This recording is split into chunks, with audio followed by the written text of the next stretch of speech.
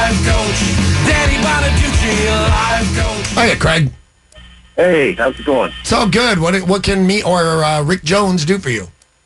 Well, I have a couple questions. I got married, and everything was going great, and the wife has just been bickering with me all the time about who's making the most amount of money, and every now and then, when stuff comes up, she gets really mad and threatens to kick me out, but she owns the house, and I'm just trying to figure out, I signed a prenup after we got married in Linwood for in case we get married and divorced, and she wanted to pull that out on me and say, if we get a divorce, I'm just going to kick you out. So I'm kind of worried about ending up, with nowhere to go. The prenups after you're married might sound a little odd, but Amy and I had one. It was written up by the great Rick Jones, ladies and gentlemen, and then we just never got around to signing. But it's more normal than maybe you think, a prenup post-nup, right? Yeah, I mean, they're basically contracts. There's really nothing wrong with two people saying, here's how I'd like it to go down. Because if you don't do it,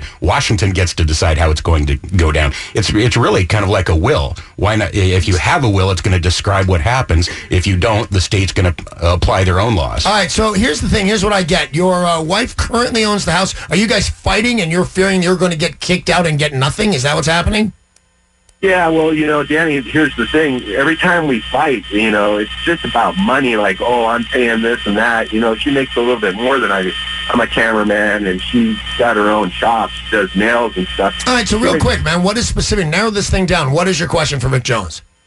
Well, I'm just kind of worried about getting kicked out if she, says, okay, we're going to get divorced, because she always says that, like, if we get in a big argument. Right. And it's just, and she's always threatening to kick me out, and she's like a statistic living in the street in Seattle. I am not an attorney, but I have one on my left-hand side, but I would tell you this, you're not going to live in the street. That doesn't really happen in the state of Washington, does it? No. You don't kick him out and give him nothing. No, and I'm trying to figure out why you're assuming you would be the one kicked out of the house. Was it a home that she owned before you guys got married?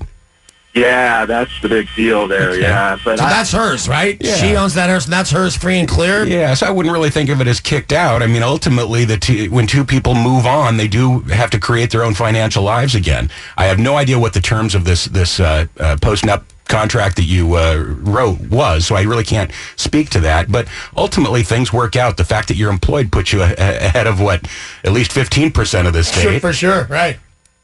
So basically, you're standing by what I said. It doesn't end up with you in the street. You end up with something, even with your post-nup, there's no judge is going to say, hey, what? You get nothing. So you're going to get your fair share because that's how it works. Danny Bonaduce, life coach. Danny Bonaduce, life coach.